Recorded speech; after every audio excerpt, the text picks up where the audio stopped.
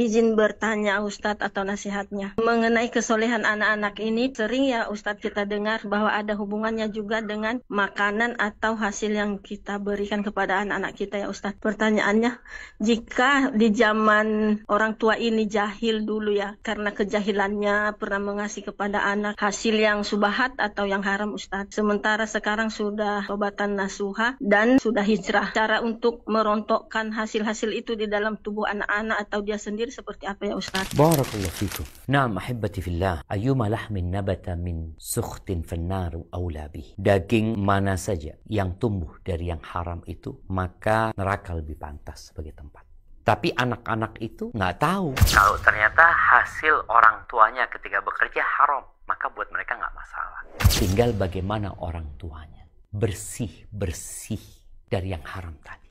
Kalau ada hak orang lain yang masih disimpan, dia pernah mengambil hak orang lain, maka tolong dikembalikan. Nggak akan pernah jadi halal kalau kita pernah ambil barangnya orang, barangnya kantor, ya kita harus balikin. Itu sebagai kesempurnaan tobat kita. Dan orang yang sudah bertobat, jangan pernah khawatir. Tobat itu menghapuskan dosa-dosa yang lalu. Semuanya dihapuskan. Subhanallah, kita punya pegawai di servis HP di Jember itu. Ada satu pegawai, baru masuk sehari, langsung resign. Lalu ditanya sama manajernya, antum kenapa? Kata dia. Enggak, sudah anak kayaknya enggak mau kerja itu, kata dia. Tunggu, antum perlu terus terang supaya anda bisa memperbaiki. Iya, hari pertama itu yang datang servis tuh perempuan dengan segala aksesorisnya ini itu. Anak gemeter, kata dia. Takut nyervis ini jadi. Kan ada servis yang tunggu tuh jemaah. Ini gemeter, akhirnya nyoder yang harus dicoder. Nanti kata dia. Anak cerita sama istri anak, kata di sini udah bang, tinggalin bang, tinggalin. Akhirnya resign dia. Kita tanya lah. Manajernya tanya sama yang sudah lama kerja di situ. Antum kok nggak kayak Fulan, kata dia. Udah biasa. Jadi memang kita perlu menghindari tempat-tempat berbuat dosa itu. Sehingga kita jadi tetap sensitif, tetap istighfar, mohon ampun kepada Allah Azza wa Jalla. Seperti teman-teman yang kerja tiap hari kumpul sama perempuan ya. Lama-kelamaan kan biasa. Bukan biasa nggak nafsu, bukan. Tapi dosanya sudah membuat dia ingin yang lebih dari itu. Perempuan itu lewat aja, pakai cadar, pakai lengkap itu, laki-laki sudah tergoda. Astagfirullahaladzim. Nah, siapa?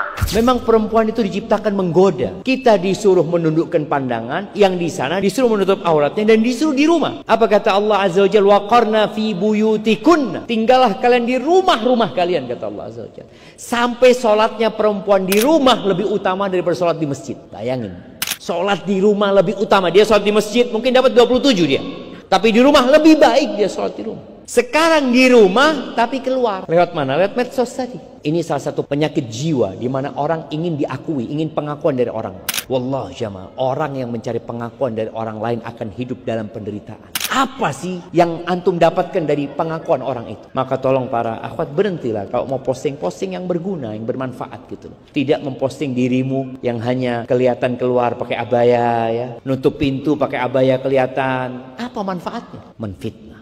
Maka kalau ada orang-orang yang terfitnah, akhirnya engkau dapat bagian dari dosa tersebut. Istri itu jangan maksa suaminya cerita. Jadi laki-laki itu nggak suka gitu loh. Ada apa bang? Masalahnya apa sih? Nggak suka. Biarkan suaminya tenang. Nanti dia kalau sudah sakinah itu ada, dia akan cerita. Khadijah tidak meminta kepada Nabi SAW untuk cerita. Ketika Nabi SAW mengatakan zammiluni, zammiluni, selimuti aku ya. Kadangkala perempuan ini tahu suaminya lagi punya masalah, kelihatan dari raut wajahnya. Jangan langsung didudukkan, bang, punya masalah apa? Cerita sama aku. Jangan, dia malah nggak cerita gitu loh. Tapi dia minta diselimutin, dia kepingin air hangat, kasih air hangat, kemudian dipijat, biar dia sampai tenang, dia akan cerita. Akhirnya Nabi Muhammad SAW cerita sama Khadijah. Baru Khadijah hadir untuk memberikan dukungan. Faham ibu-ibu? Paham?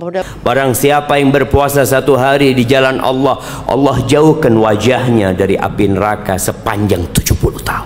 Nanti di bulan Ramadan kita akan dengar khatib menyampaikan bahwa ada satu pintu di antara 8 pintu surga yang namanya Babur Rayyan. Itu pintunya orang-orang yang puasa, bukan puasa Ramadan. Bukan. Puasa Ramadan semua puasa. Itu pintu khusus orang-orang yang rajin puasa sunnah. Ada pintu khusus buat mereka. Maka di sini di bulan Sya'ban kita seharusnya mempersiapkan diri. Kita ini ada kewajiban yang harus kita lakukan, ada larangan yang harus kita tinggalkan. Tapi kebanyakan kita hidup nggak tahu dengan aturan. Memang nggak pernah belajar dia. Aturannya gimana sih yang harus kita lakukan? Sehingga terkadang ada banyak hal-hal yang seharusnya dia kerjakan, dia nggak kerjain. Bahkan ada perkara yang seharusnya dia tinggalkan, malah dia kerjakan tuh perkara. Maka pada hari itu akan dikasih tahu. Nih, kau nggak ngerjakan ini. Dia akan lihat dalam kitabnya, iya ya, anda nggak ngerjain ini. Semua tercatat. Makanya kenapa Umar bin Khattab nyuruh kita bermuhasabah. Kalian coba hisab diri kalian, hitung-hitunganlah. Supaya persidangan nanti kita sudah punya kesiapan. Sehingga kita tahu mana yang kita harus bertobat dan mana yang cukup dengan beristighfar. Mana yang seharusnya kita minta maaf kepada orang yang kita zalim dan mana yang nggak perlu kita minta maaf sama dia.